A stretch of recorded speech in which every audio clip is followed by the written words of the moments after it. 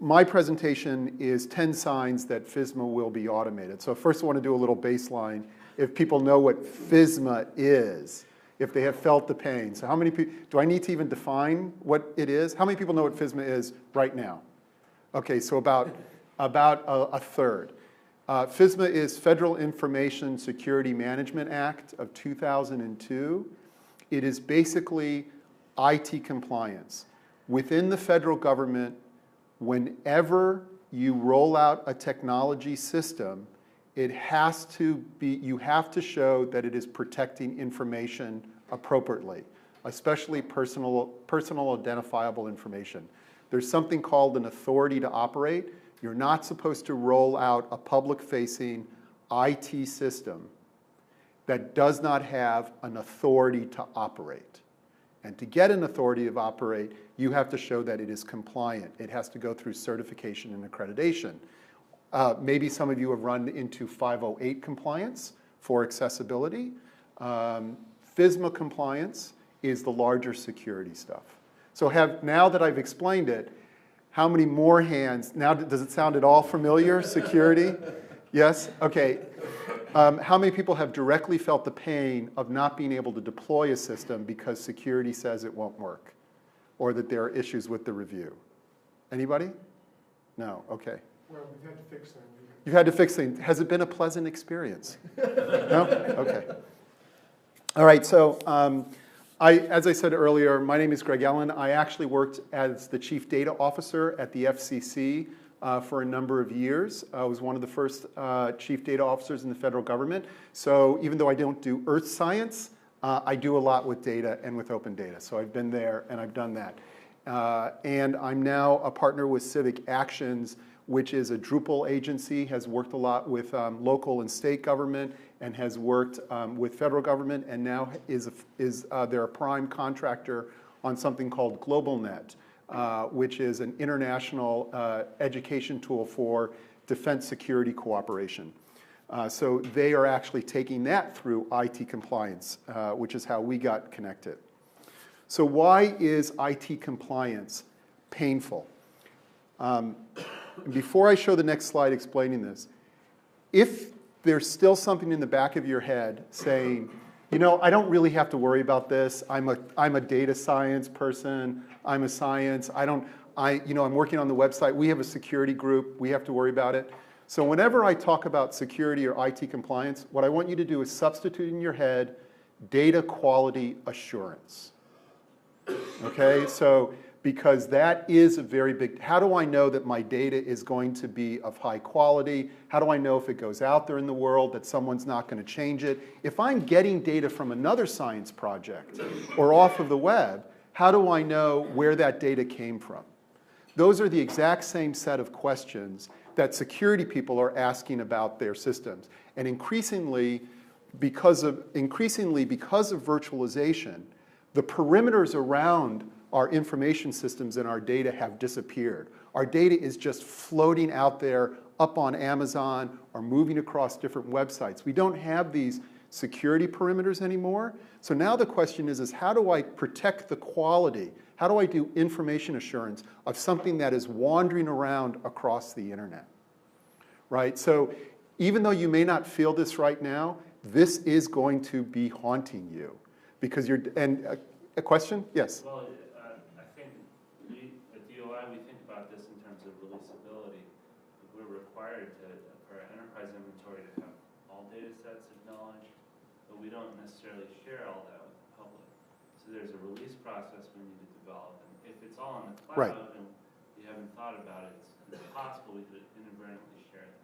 Right, so even though I'm going to be coming at this from the angle of system security and compliance, think about it in terms of data quality assurance and this and that, and how do we make that release process automated as opposed to a very manual, dragged out back and forth in email. So why are these processes, why is compliance so painful?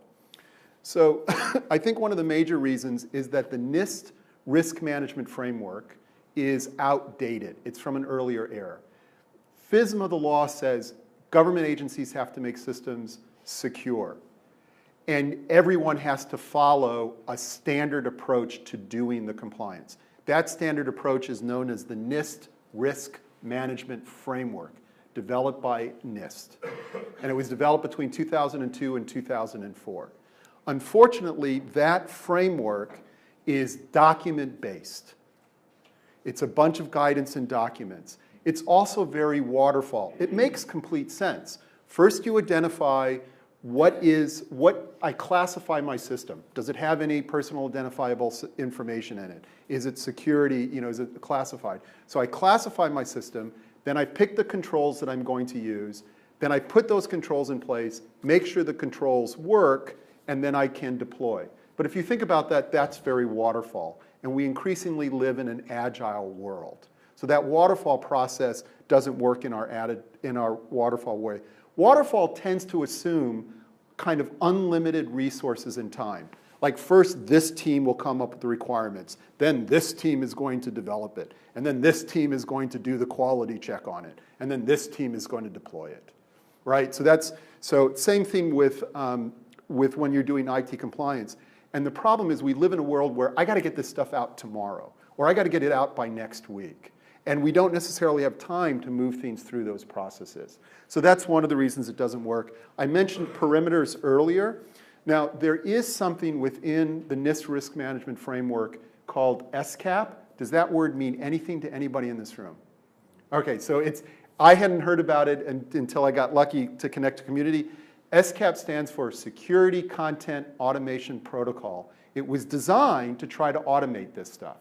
However, it turns out that SCAP is actually 8 different XML standards combined, and so you're programming in XML if you've ever tried to do that. So these are the problems. So 10 signs that this is all actually changing. So number 1, virtualization, right? We live in a virtual world where our infrastructure is virtual, and we can literally describe our infrastructure inside of a code repository. One of the tools that I've learned over the past years is called Vagrant. People heard of Vagrant? Right, Vagrant is awesome. It allows you to boot up on your own computer 1 or more virtual machines. You can use Puppet or Chef. Puppet and Chef are tools for their kind of orchestration or deployment tools. But basically, you can write a piece. How many here have heard of Drush for Drupal? Right? So you can think of Vagrant and some of these other tools as Drush for entire infrastructure. Pick an OS, launch the OS. I set one up, really cool. I set up a Vagrant where I launched a LAMP stack on one server, and then I launched a second server that had MySQL on it, and then it installed not only the database, but it installed the actual data that I needed for the project.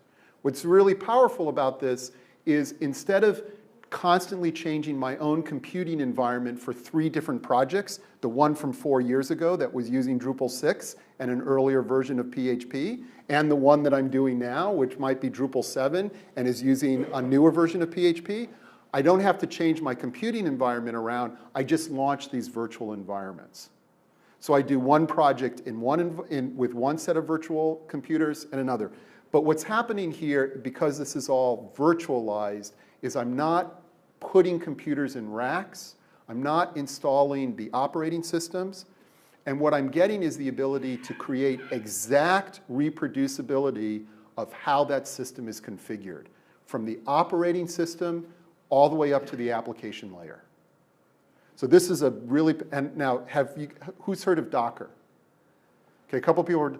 Docker has just taken what's been going on with virtualization and has been a force multiplier.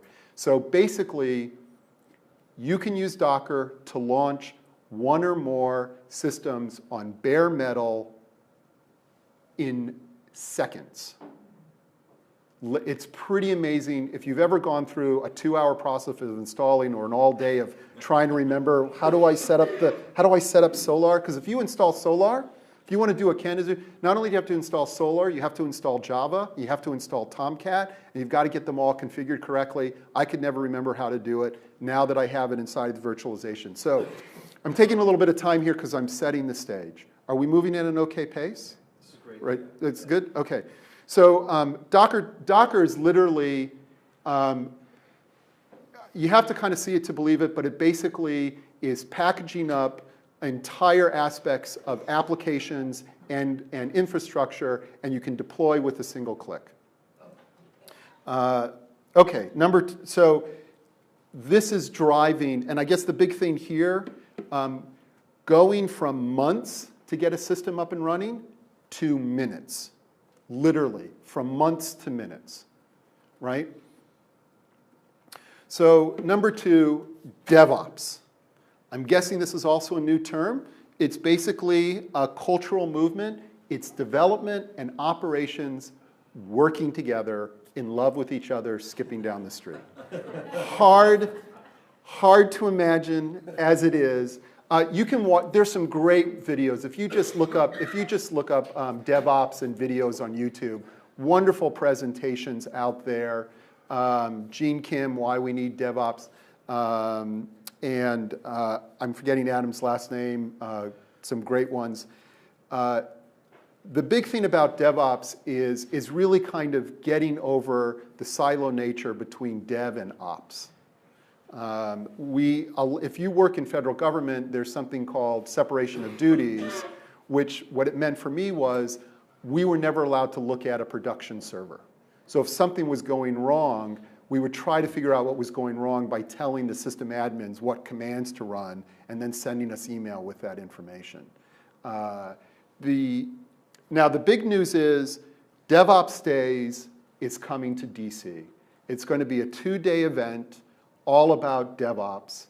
It'll be the first time that it's in DC, so this is very exciting because it's an opportunity for the agencies that are getting involved in DevOps to come together, as well as the startup community that's in DC. So DevOps is huge, and basically, as I said, about what I was saying before about virtualization, the big thing about DevOps, if you've done Agiles, DevOps is Agile for infrastructure and operations, is another way of thinking about it. Okay, number 3, DevOps Audit, the DevOps Defense Audit Toolkit. This is a Google community with over 300 contributors, and essentially everything I'm talking about with virtualization and DevOps and this other stuff, how do you show it to an auditor who's expecting a 300-page system security plan? When the FCC deployed its new website on Drupal, we had a 300-page system security plan that we had to put together that was written in Word, which I'm not exactly sure how many people read these. There's value in going through the exercise. But anyway, so this is a wonderful little link because this is a group of people saying, hey, we love DevOps. We have to help the audit community who's used to getting these big checklists and documents understand that if I can give them my Vagrant script or my Puppet script, that's much better documentation than something in a Word document. Okay, number 4 is Red Hat 7. In the new version of Red Hat 7 that's coming out, you will be able to pick during install from a drop-down what government profile you want the server configured as. It will be part of the install process that you can select a FISMA compliant profile. I'm mixing some words here. I'm not using exactly the right terms of art. But, and you'll be able to do that in Red Hat. So I think the question here is why not in Drupal as well? Drupal is known for its modules. It's known for the configuration. And I really think what we're talking about is the opportunity to have modules that speak directly to IT compliance or data quality assurance and have those as part of the install. So that when I download Drupal, I ought to be able to pick a configuration that I know has already gone through the authority to operate procedures. I know that it's already gone through that at a government agency, so that we're sharing that. If Ken is able to get his version of Solar through and up and deployed, then we ought to be able to get his information and share that. Right? So I think that's the big takeaway here. This is the opportunity for Drupal. My numbers I think are a little bit out of order. So I think my numbers are a little bit out of order. So here's another sign. DICAP and the NIST Risk Management Framework. When the Risk Management Framework was set up, it applied to federal civilian agencies. And there was a separate framework called DICAP, which was set up for the Defense Department. Very similar, but not exactly the same. Anyway, as of 2014, DICAP and the NIST Risk Management Framework are now merged, and the Defense Department is supposed to be following the Risk Management Framework. And what that means is there is approximately $14 billion spent on security and IT compliance within the Department of Defense, and now that energy is going to be merged with what's happening over at the civilian agencies. So that's a very positive sign of doing this. The next sign is the Information Security Continuous Monitoring Memos. This is very applicable if you are at a federal agency. There are two memos, M15 and M1403. M15 is about what you have to do for reporting for FISMA for the fiscal 2015 year, for the fiscal year 2015. It's guidance on that, okay? In that memo, it says that it mentions memo M1403, which basically says that every single agency has to have an information security and continuous monitoring strategy in place by February 28th, and they all had to be filed through Cyberscope with OMB by November 2014. So that means that somewhere in your agency, within your security group, there should be an actual plan for continuous monitoring rather than waterfall. And it also means that in 2015 and 2016, people are going to be implementing this. So it's a great time to figure out how Drupal is going to map towards a continuous monitoring strategy. Questions so far? Thoughts, observations? Still doing pretty good? Great, okay. All right. In relationship to this plan, people have now figured out the plans. I'm actually working on a project that is sponsored by DHS Host to map the 853 controls to continuous monitoring. Now, there's this famous document, if you've done any type of IT compliance, that always comes up called NIST Special Publication 853. And people refer to it as the 853s. The 853 has a big appendix which lists out over 300 specific security controls in great detail. These controls are things like you should be using a complex password, right? There should be guards around the data center. The data center should be behind a locked door. The 853 controls is a very detailed catalog of controls that run from physical to logical. Mostly, if you're a software developer, you care about the logical controls, the complexity of passwords. Do I have an audit trail if someone changes something? Right? You don't really care about the physical controls, et cetera. You tend to inherit those from the data center. But basically, so HOST is Homeland Open Security Technologies. It's using open source software in support of cybersecurity. And anyway, have a little bit of support. So what we're going to try to do is, now that people have these plans, we're going to try to really take it. The problem is the 853s are a narrative description in a document. And so everyone has to figure out, how do these apply to Drupal? How do these apply to Linux? How do these apply to Microsoft Word? So what we're going to try to do is do a better mapping of some of that for the continuous monitoring.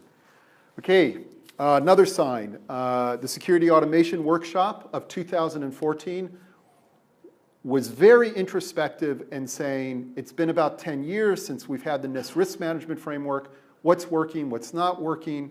How do we do these things? What do we really need to fix for security to get more automated into work? One of the key things that people care about, right? So let me bring this back to Drupal. One of the key things that came up at the SAW workshop And a key thing for security is a software inventory, right? What software is running on this server? What version of the software? That matters because when there is an alert that there's a vulnerability with a piece of software, you want to know immediately which servers have to be upgraded.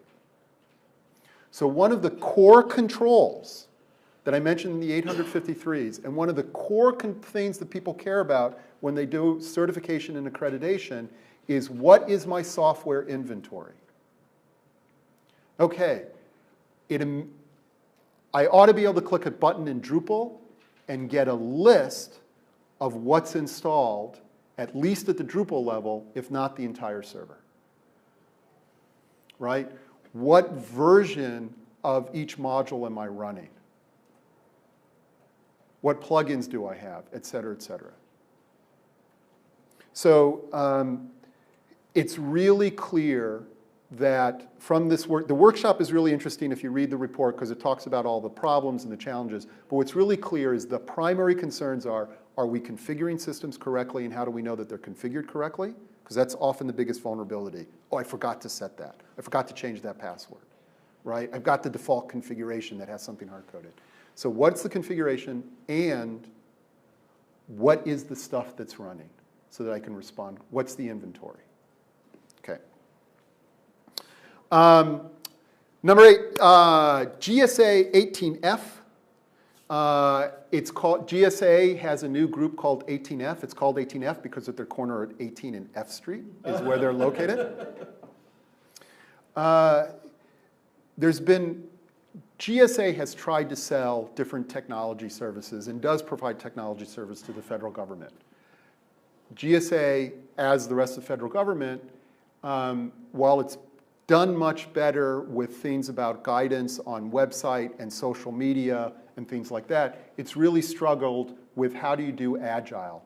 How do you get agencies to work with agile? How do you get people to understand the virtualization and the DevOps and all of these faster ways of working that startups are doing? 18F is this focus point of energy of modernizing IT. It's a very exciting group. You can look up some of the things they're doing. So one of the things that they've got going on is a FISMA ready. They've published guidance for a FISMA ready version of Ubuntu. And that's up on GitHub right now. And there's also a vision there of kind of, if we can get an ATO for Solar or Elasticsearch or Drupal, that could actually be ATO'd, and then that ATO could be shared. So you're using the version that GSA approved. So these are some of the visions and things that people are trying to do. So I think that GSA 18F is a force for good internal to government. And number 9, open source baselines.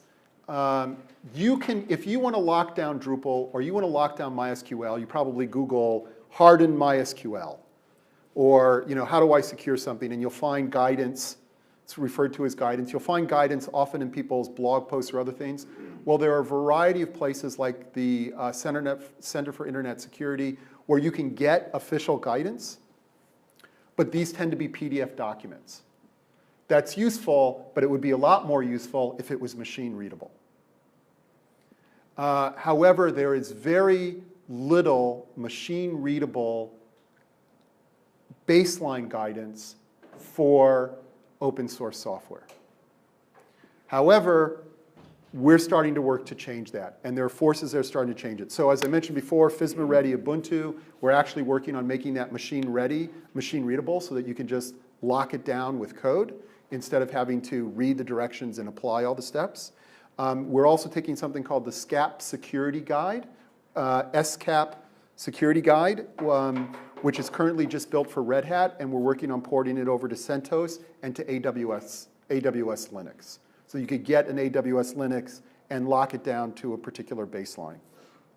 And the final sign, GovReady Docs.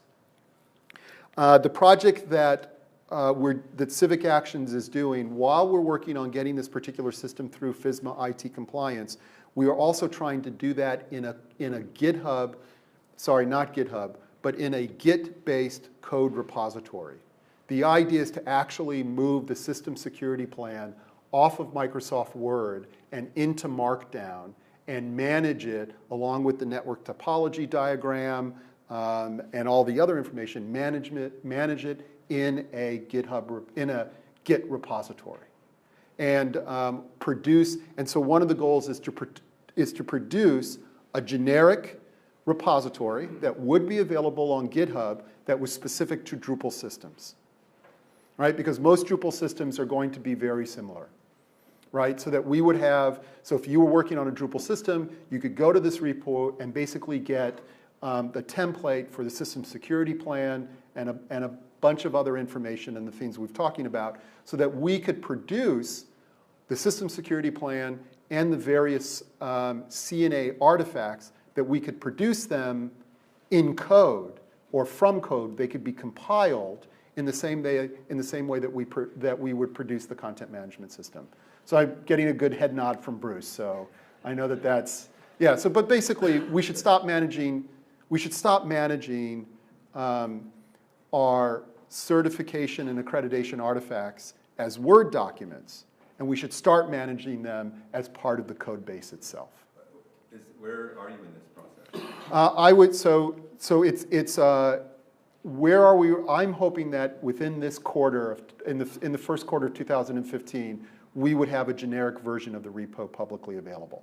So we're actively, where we are right now is we've used some tools to create a pipeline for taking existing Word documents and translating them to Markdown, breaking them up into pieces so that you're managing the individual aspects in smaller bits like you would a block of code, and then be able to write some compiler to generate out documents to actually be backward compatible with auditors that still want to see the documents. But I think where we're at is I'm looking for collaborators. We're looking for collaborators because CivicActions is very invested in Drupal, has done a variety of other things to work on quality assurance and automating quality assurance using BHAT and some other tools. So we're very interested we think that Drupal is a really great place to start. So I would say very eager for people that want to partner with this to help us figure out what this looks like and start to create a generic repo. And glue it to Drupal, right? Create some connectors so that you can control, if you choose a different module or you alter a control in Drupal, that automatically reports out to a single source of truth for a compliance repository, right? Because what are the passwords and controls inside of Drupal? How do we report that back out? That's pretty much it. That's fantastic. Yeah. Oh, great, good, thanks. Yeah, so I guess, taking the next step from just what we're doing to working with the community and saying, well, where could Drupal, could we get a foothold and begin to connect these things up?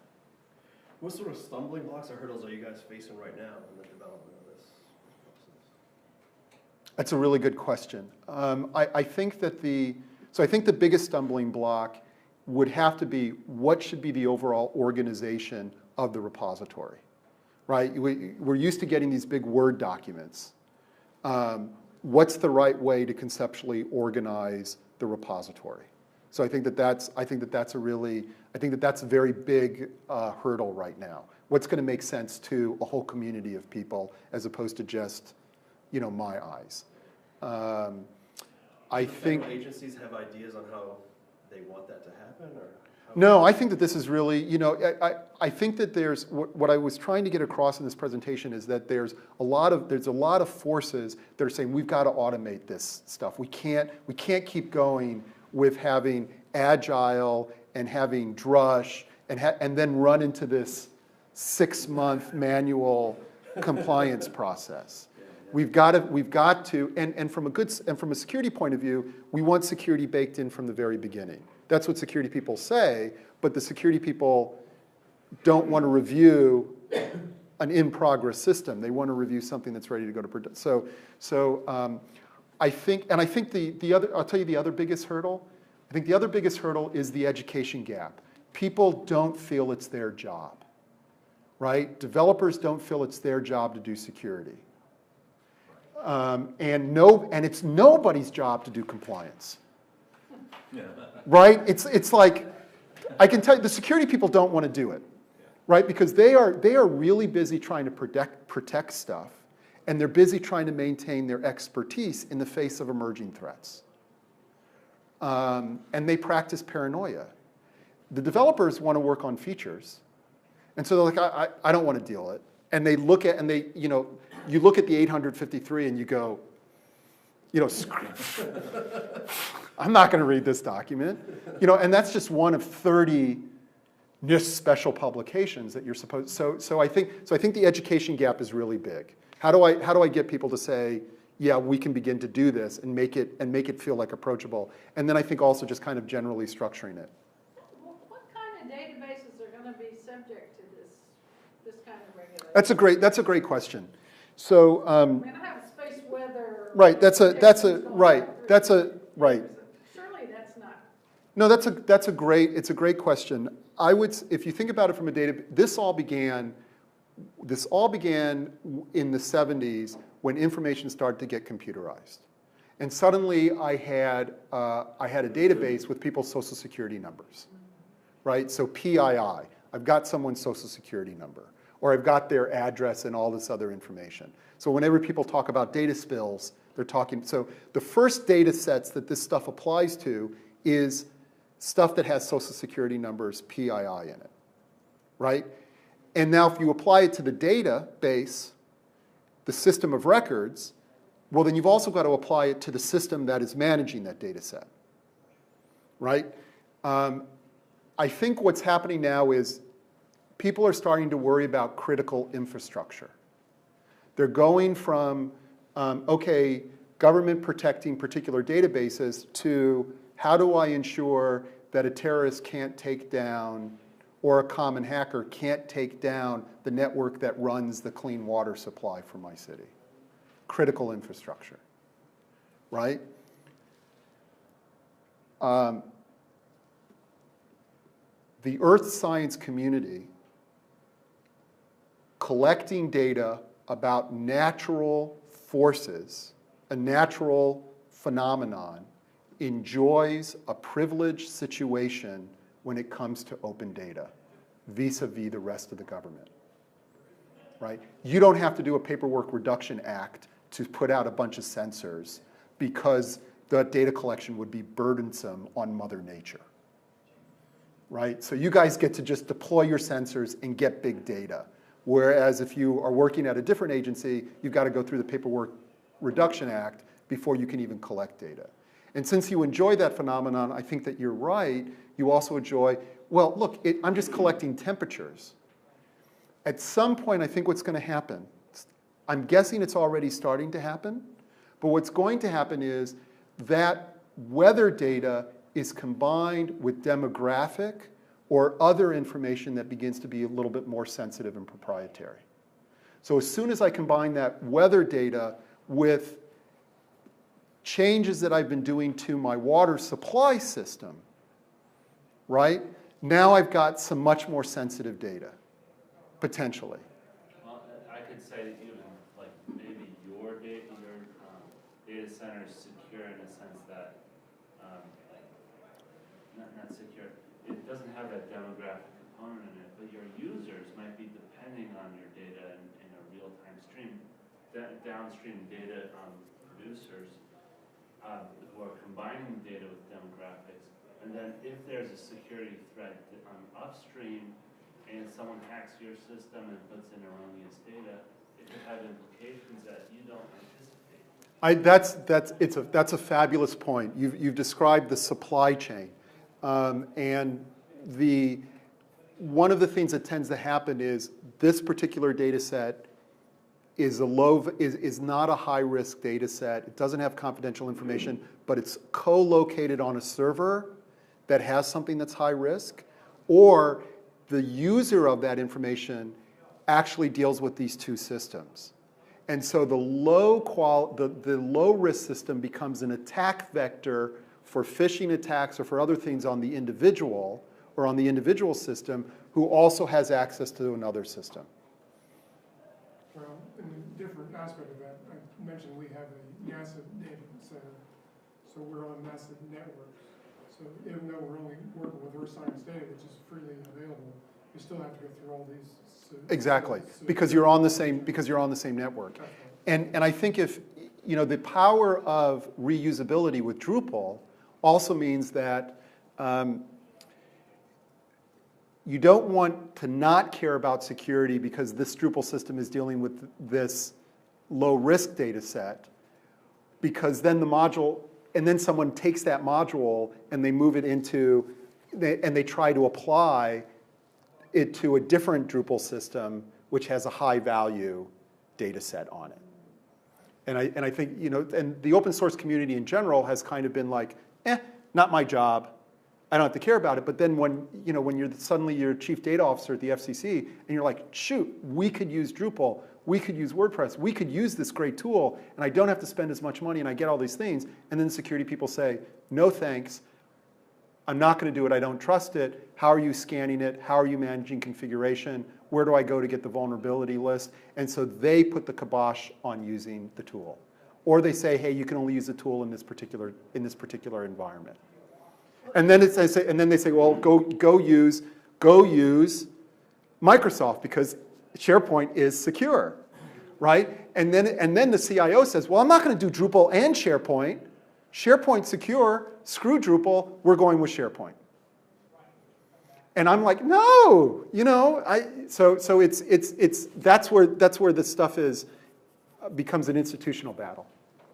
I know, like you say, there's software that's been secured for government use, right? And Drupal is nowhere organized enough. Drupal.org is nowhere organized enough to make that happen. Yes, I think that you're right. Drupal is not organized, but at the same time, Drupal does have a big beachhead. Yeah. Right? Drupal has a big beachhead because people have been saying, hey, well, I'm going to apply it to this data that isn't PII. I can use it over here for this earth science data. I can use it for this other stuff. So it's got a beachhead. And you've got Acquia and you've got some other people that have done the work, that have done the heavy lift on their part of that world to go through it. And now the question is, if we really want to expand the use, we have to get organized and do that. So in CivicActions, are you creating distributions that have gone through the process that are? I think that would be part of the. Yes, I think that CivicActions has bought into the vision that we can create a distribution of Drupal that is accreditation ready. And CivicActions has said, hey, we're down with supporting the development of that. And we're working on it. And I think that's just one group that's getting started. And the question now is to try to build that community. And it ranges from, so there's the hardcore work of organizing the supply chain, the Drupal.org, so organizing that supply chain.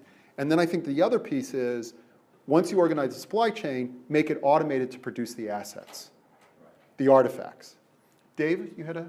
Yeah, there's a distribution group, Garda, G-U-A-R-D-A. Did you put that in the notes? Which aims to, not yet, but which aims to address these kind of Oh, great. issues.